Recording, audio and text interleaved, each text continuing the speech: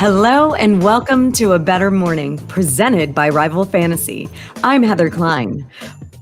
Rival Fantasy is the all-in-one fantasy sports platform. Let's welcome today's panel. Fantasy Alarm lead NFL analyst and host of Fantasy Fiasco, Andrew Coop Cooper.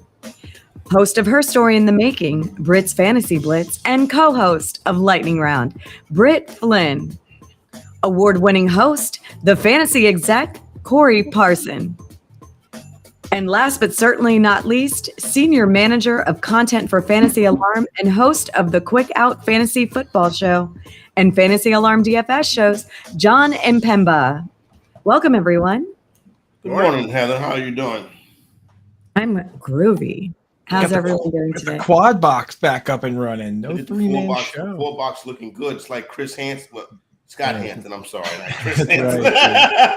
We're not catching no predators out here today, Corey.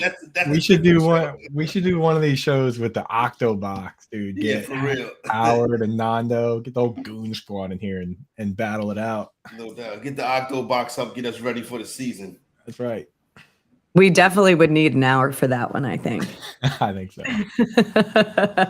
You guys would have a lot to say, and I think it would be TV worthy. All right, you guys ready to get it started? Let's do it. All right. Justin Fields passed for 2,242 yards and 17 touchdowns and rushed for an impressive 1,100 yards and 8 TDs, yet they finished last in the NFC North at 3-14. Fields enters his third NFL season, and now is the time to prove he's a great passer and can turn over wins this season. According to the odds, the Chicago Bears are not expected to make waves in the NFC North, as they are a plus 430 to win the division and are predicting they will fall again to last place. Can Justin Fields be the future of the Bears franchise, and do you see him becoming an elite passer, or will he continue to rely on his legs? Britt, you're up first. I think he can be the future of the franchise, but I don't think that he or the Bears, for that matter, are going to change their identity that fast. I mean, he's been in the press saying that he's going to throw for 4,000 yards this year. Like, okay, but that would require him to throw the ball 10 more times per game on average than they did last year, and I really don't see that happening. It's great that he's made a connection with DJ Moore and that they finally have a legit wide receiver one, but the Bears' identity is built upon the run. Luke Getsy is known for using designed quarterback runs when he has a dual threat quarterback, and I think he'll continue to do that with Fields. That's not to say that Fields can't develop down the road as more of a passer, but the change is going to be gradual, and he's still going to incorporate a large amount of rushing work. Yeah, I'm a fan of Fields this year in general, and a lot of people like to look at the numbers and kind of see how his overall stats went. But if you kind of look of this after the first couple of games there where they weren't really allowing him to throw the football through the end of the season, his completion percentage is around 65%. He had that bad game to finish the year going up against the Lions there. But between those games there, really weeks 4 to 16, 65% completion percentage. It's really not as bad as many people think he is as a passer there. They get him a top-tier wide receiver in DJ Moore that can help get open, get separation, and make easier throws when you're not throwing to guys like N'Keal Harry and was like Pettis and that crew, right? Like you're going to have some legitimate wide receivers, hopefully now on that roster there, and be able to improve his ability to throw the football. If Justin Fields throw for 4,000 yards this season, he's going to throw a record 45 interceptions. I worry about Justin Fields as a passer, and it's not just me that worries about Justin Fields as a passer. It's his offensive coordinator and head coach as well. That's why I didn't let him do it too much last year. Now, Jon mentions he did go on a streak where he was dominant. He was excellent for fantasy. Better Boss, who is a Justin Fields supporter, is saying he's going to be number one overall scorer in fantasy this season, and that could happen. So for fantasy, I like him. Now, with that being said, handicapping purposes and being a Chicago Bear fan, I'm not so much how I'm sold that he's the guy. Now, full disclosure, coming into last season, I felt the same way about Jalen Hurts. And last night, I watched Jalen Hurts be crowned the number 3 player in the NFL's top 100. So there you go. But I don't think Justin Fields is Jalen Hurts. Honestly, I like Justin Fields for fantasy. I'm rooting for the guy.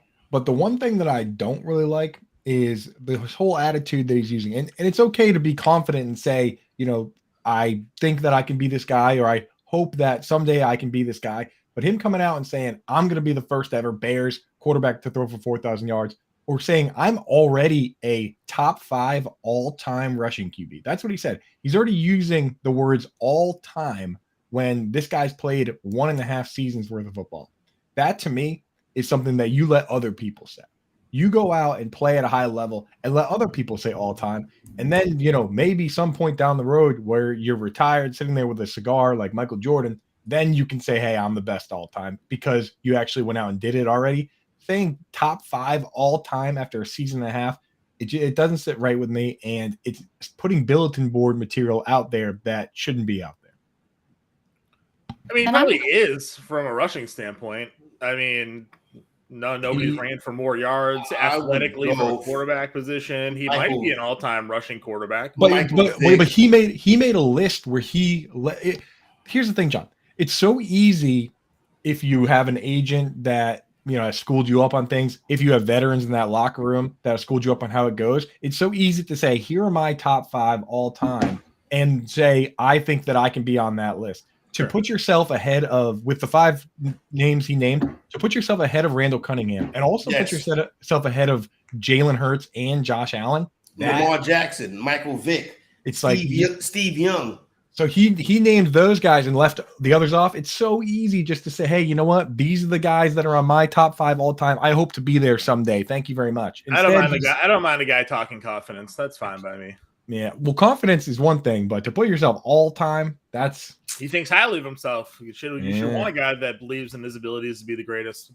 I don't know, dude. That's the all time to me is a hindsight thing. That's something that you earn, not that you say, oh, you know what, I got it in, I'm going to do it. He didn't even say I'm going to do it. He's acting like he already did it. And that's the problem, right? Because if you already believe that you're there, you push out the room for growth. And that's what Justin Fields needs to do, is grow as both a passer and honestly, probably as a rusher, as more teams get more and more film on him.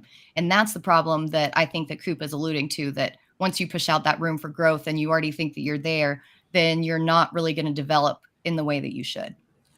Yeah, I get in the game. Lamar Jackson, Jalen Hurts ran for 157 yards and a half last season. You know what I'm saying? Lamar Jackson, that spin move, he's electric. You know what I mean? Don't get me wrong. Fields does his thing rushing the football too. I don't know. I just don't see QB1 when I see Justin Fields. He had an all-time rushing season, but does that make him top 5 all-time? Oh, you're talking about Fields, right? Yeah. Fields, yeah. And the Lamar Jackson, I would honestly put Lamar Jackson right there because he is there. Statistically speaking, he's put together enough seasons to actually have a career where you can say he's top 5 in all-time rushing yards, right? You could project Lamar after his first breakout rushing year, being like, this guy's probably going to be if he said probably, then that would have been fine.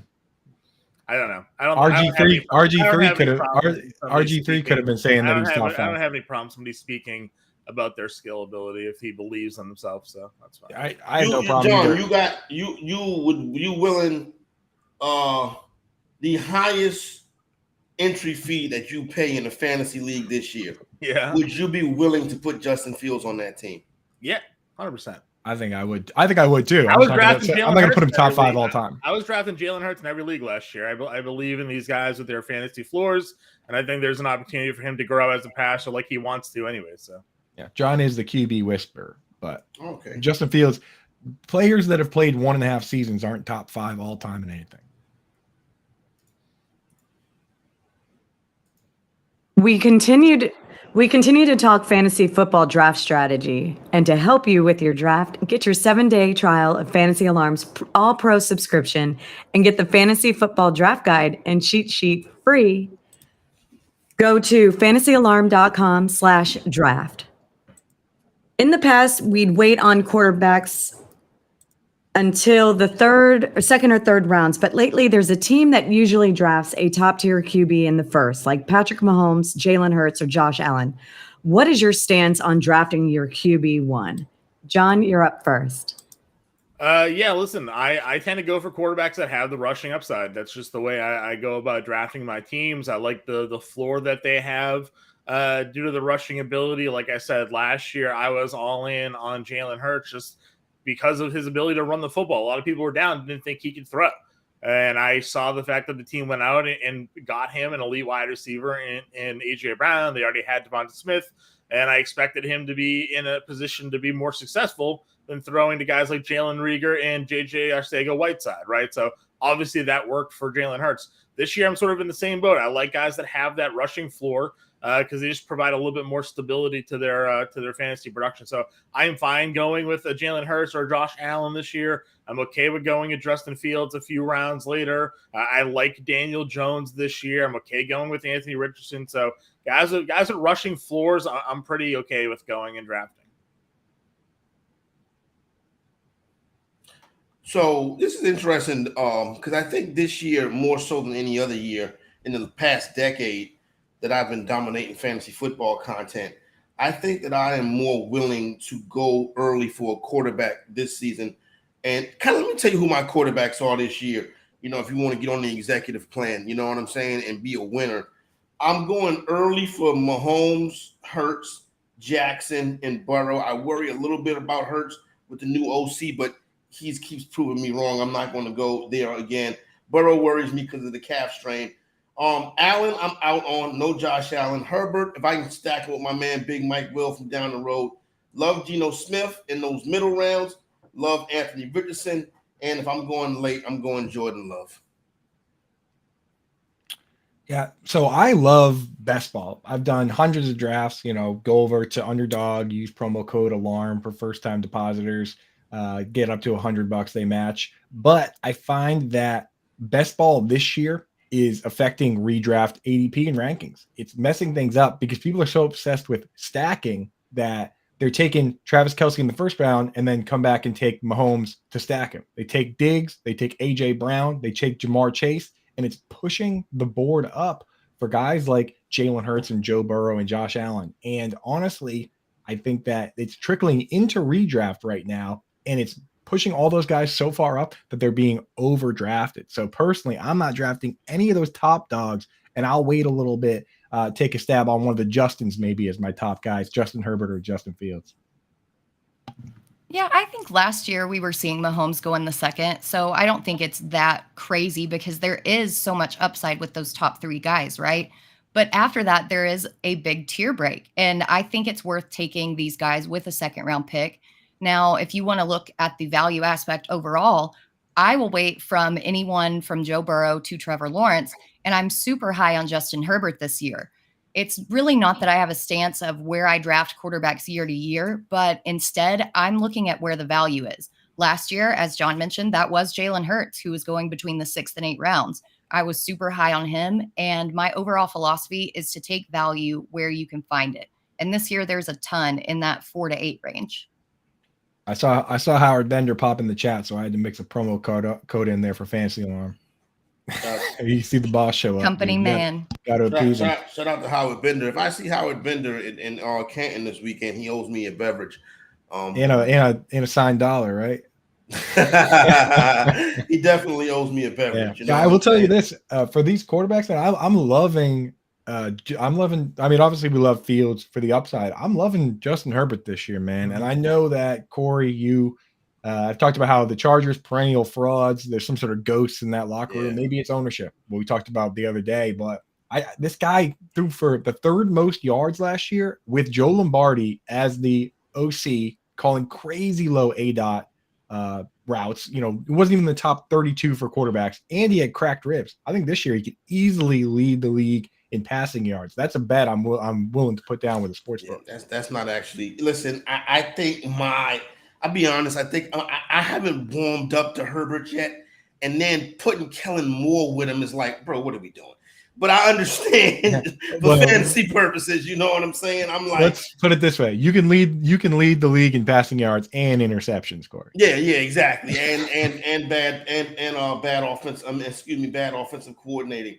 But if I'm Herbert, I got to get my man Big Mike Will for a bounce back season. So I'm going to have some Herbert. It pains me to do it, But I think Herbert is in for a very good statistical year. Yeah, the ADP difference between Burrow and Herbert to me feels a little off because I think they're almost the same quarterbacks. So in terms of fantasy production, I think they can be very similar with yardage and touchdowns. You get one guy going 2 rounds later. So I have very little Burrow for that reason. John, I got to ask you. So let's say you're on the clock. 2 Justins there. Which one are you taking? Probably Fields. I think I've gone Fields. The rushing upside is just too good. Yeah. Listen, I don't know when I became that guy that can't separate. You know what I'm saying? Like the fantasy from the reality. There's 2 quarterbacks I just don't like in reality. But I mean, you guys are right. You know what I'm saying? I didn't like Tua last year, right? Mm-hmm. And then I had him on the bench in the fantasy team. And I put him in a lineup, and the team started doing good. And I was like, "Oh well." I'll tell you what, Corey. You know what changed it for me? I watched a highlight reel where somebody flipped the camera, so it made Tua look like he was right-handed, and I was like, "Man, this guy's great." that was the day. And I'm a Tua guy too. You know what I'm saying? I don't know. And to me, he just throw the ball in the flats. 7 yards here, 7 yards there, but whatever. I'm not going to. I mean, he does. He just has Tyreek Hill and Jalen Waddle run by everybody when they do. Yeah. So, you know, he really has bought into that playbook because he's willing to, when you watch him, he's willing to turn around off the play action and just throw it with his eyes shut half the time, right? Like he's bought into that playbook. I would listen. That Dolphins offensive line got 2 quarterbacks hurt last year, so I would keep an eye on that this year as well. Tua is still a good value this year, too, if you believe that he's past any sort of the concussions, because the weapons around him haven't changed. So, you know, as good as they were last year throwing the football, they could very well be as good this year. And you're still getting Tua around the time you're getting Dak Prescott and like that whole crew down there. So I'm in. The comment about Kenny Pickett? Not Kenny Pickett. It was somebody else that they Howard with Russell Wilson. Stack Herbert with the rookie. Stay away from Mike Williams. Mike Williams, when he catch the ball, a lot of times it be in the end zone. That's why I like Mike Williams. I mean, he could play a lot. I mean, we saw Josh Palmer play a ton of snaps last year, even with Williams and Keenan Allen on the field. It all just depends on like what role is Quentin Johnson there to fill, right? So. I just think that Mike Williams is an elite wide receiver. That's my thing. Yeah. And keep in mind, Gerald Everett only played more than 80% of the snaps in 2 games. Like he's kind of a rotational player. They're going to be doing a lot of 4 wide.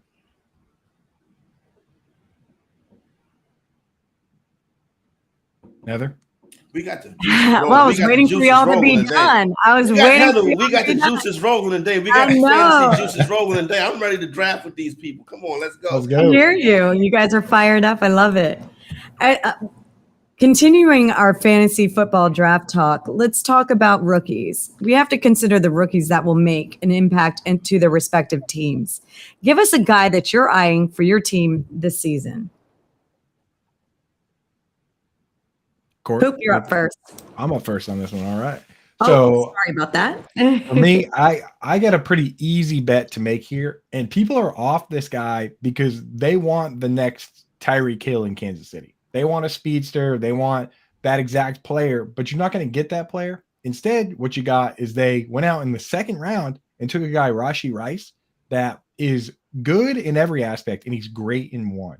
He has incredible hands. Of all the players drafted this year, he led all the rookies, wide receivers, and tight ends in contested catches. So this guy is going to go out and play like a Keenan Allen or DeAndre Hopkins. Those are the kind of guys that have a similar skill set. Not super fast, but they can win those contested catches, make those plays. What if the Chiefs actually drafted a good wide receiver for once, and he plays with Patrick Mahomes, and we actually get what we have always wanted to see? Just a guy show up and actually make a difference right away. It could happen here. You know, just because guys like Sky Moore and MVS didn't do much doesn't mean that this guy can't come in and make an impact right away. So I'm gonna respond to that right quick. I look at it different. I kind of look at like the Ravens thing. They keep bringing wide receivers in and they keep failing. The Patriots keep bringing wide receivers in and keep failing. So I look at Kansas City like that too. You keep bringing these speedsters in and they keep failing. So what makes me think that this is going to be different this time? But I'm telling you, my rookie that I love is JSN, Jackson Smith and Jigba. This is elite wide receiver. and he's going to put up some 200-yard games this year. Because when he gets rolling, he gets in his bag, he's hard to stop. So JSN is my top rookie as far as who I'm willing to draft. Obviously, I'm in on Bijan. Speaking of Bijan, I told y'all a couple months ago to vote for put a couple dollars on Bijan to be the offensive player of the year. Those odds have dropped from plus 75 to 1 to 30 to 1. So that's on the move now. But I love Bijan. I think Jahmyr Gibbs is the real deal. I'll take a stab on Deuce Vaughn late. Quentin Johnson I think he's going to be attached to a good offense, and then Tank Bigsby. I don't really know what the uses of Etienne is going to be, but if Bigsby was drafted, he's going to be involved. So that's where I'm at right now with this year's rookie class. Yeah, there are several who could make an impact. I'm really looking hard at Jordan Addison to have an immediate role in this Vikings offense. They run a ton of 11 personnel, so he's going to see the field more than some of these other rookies who are going to be rotated in and out. And the news out of training camp has been very positive. If he can get that 80% route share, he's going to have fantasy value. I'm also looking at some of these tight ends, Dalton Kincaid, Sam Laporta, and even Luke Musgrave. They're all in situations where they could have an immediate pass catching role and kind of buck that rookie tight end stigma. Then my favorite, Jahmyr Gibbs. I won't go into it here, but I am on the pro side of the debate in our player profile debate series at fantasyalarm.com. So go check that out in the next couple days for a full breakdown. Today it'll be published after the show. Beautiful. So some jerk is on the con side. Coop and Britt battling out the Jahmyr Gibbs debate. So go to Fantasy Alarm and check that out. We're gonna see.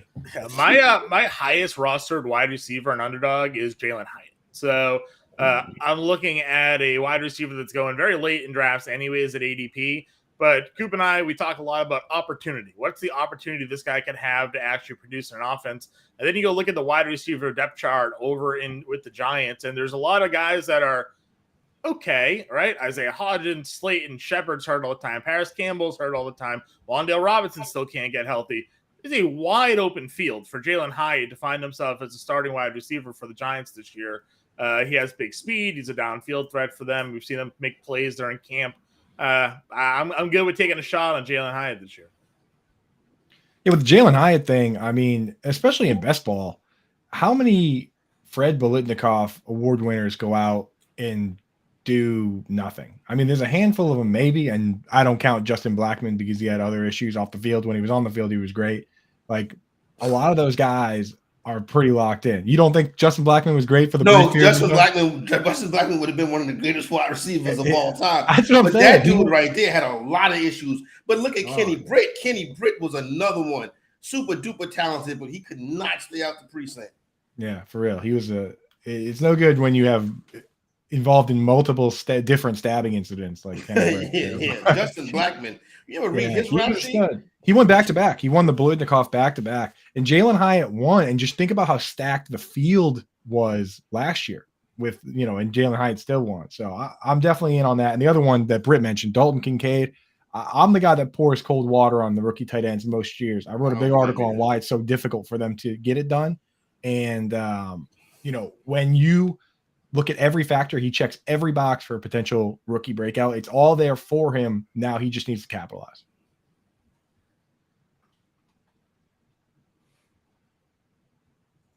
Well, that was easy, guys. That was easy. We're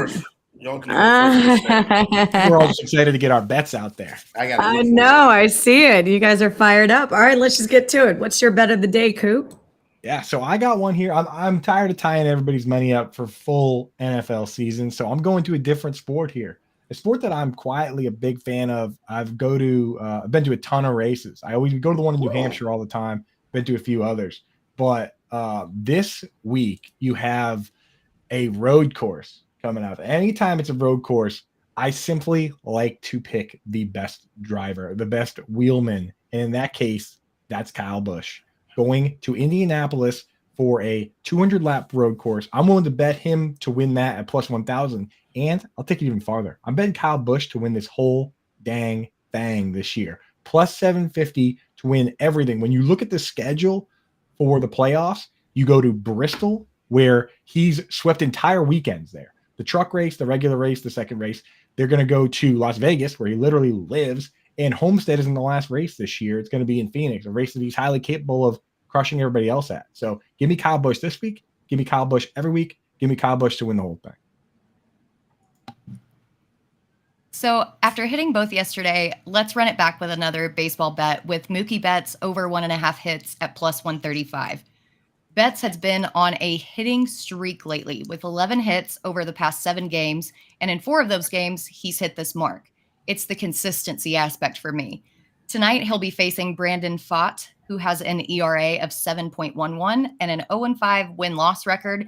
And Mookie has been super hot with a 3.67 average over the past 7 games. His batting average is .254 against the Diamondbacks in his career, but going up against Pfaadt, I have confidence he'll hit this line tonight. Yeah, for me, I'm going to that Braves-Pirates game here tonight. We're going to go with Mitch, the Braves team total, rather, over 5.5 runs. Mitch Keller, last 6 starts, has an ERA of 7.5, given a 20 and earned over 33 2/3 innings. Braves offense is just a juggernaut, so we're going to go over 5.5 team runs for them today. Where's the baseball game at? It's in Pittsburgh. Oh, you live in Pittsburgh? I don't live in Pittsburgh. I thought you said you was going to the game. No. Oh, my bad. I would love to go to the game, honestly. Actually, I heard Pittsburgh's at one of the better baseball parks in the MLB. Road trip, John. Let's do it. I give you a week 1. You're gonna need to get this because this is going when people notice this is going to change. Right now, the Pittsburgh Steelers are getting the full 3 points at home in week 1 versus San Francisco. I wouldn't be surprised if they won the game outright, like San Francisco did lose to the Bears in week 1 last year. You know I'm in on Kenny Pickett. You know how I feel about Mike Tomlin. I think the Pittsburgh Steelers are going to be a borderline playoff team this year, and I think they get it started right at week 1 at home versus and then Mike Tomlin as a home dog is like 65%, something like that. So that should be easy money. That number's going to go to 2.5. So get it while it's at 3. So you push if they do lose. I would money line it. Smashing San Francisco in that game. Oh, really? All right. Who's going to be San Francisco's quarterback? Sam Darnold? Doesn't matter. They got the best running back. They had the best left tackle. They got the best fullback. They had the best 2-way tight end. Fan. I can understand your disdain towards the Steelers. Oh yeah, I admit that Mike Tomlin's awesome, but Kenny Pickett. I'm willing to take stabs on him in fantasy because it's he's free. He's free, but in betting money on him in week 1, no. All right, you guys brought it today, and you guys were spicy. That was today's edition of A Bettor Morning. Thank you to Corey, Britt, Coop, and Jon. Make sure you check out Moose and Keith with Mark Malusis and Keith Irizarry at 12 p.m. Eastern. And if you missed any of our shows, you can find them all on our YouTube channel and at bettorsports.com. We wish everyone a better day.